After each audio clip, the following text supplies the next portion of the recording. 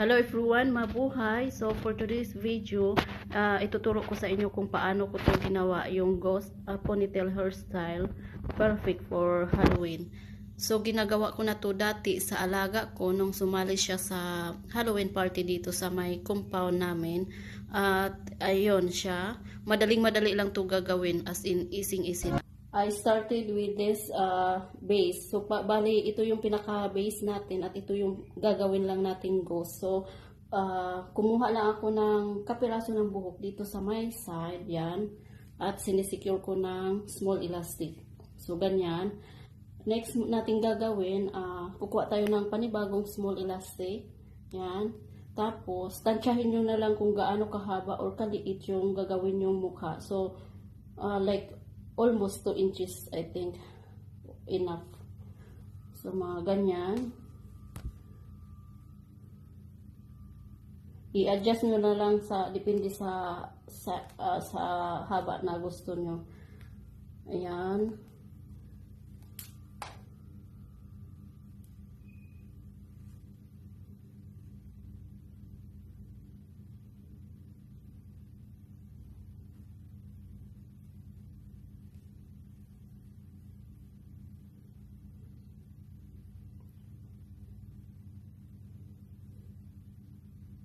Ito siya yung katawan.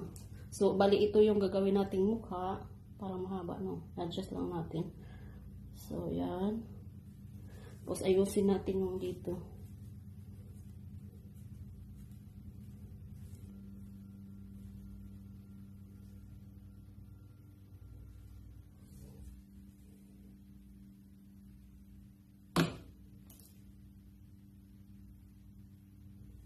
So, ito, okay na tayo sa katawan niya. Tapos, ang next natin gagawin ay ito namang mukha. So, i-ano muna natin siya.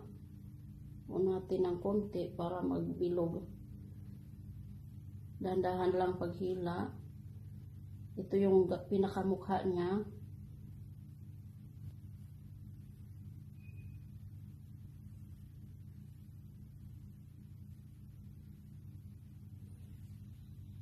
So, ayan. Now, ang susunod natin gagawin, lagyan natin siya ng mata at saka bibig.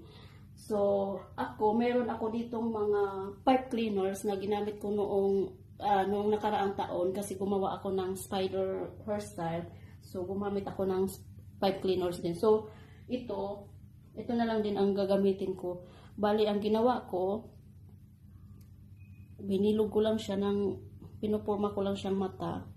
Maganda kasi pag pipe cleaners kasi ma-forma mo kung anong gusto mong gawin.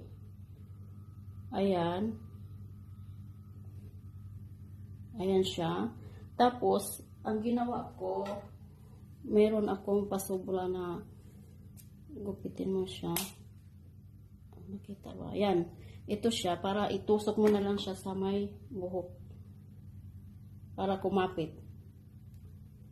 Ayan siya. So, gumawa ako ng tatlo. Yung isa, malaki.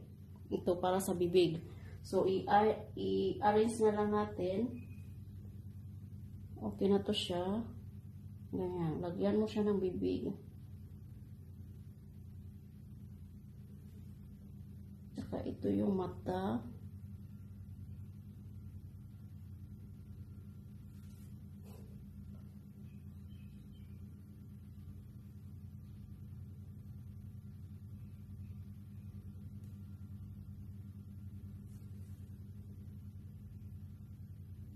Next, ito, meron akong ribbon.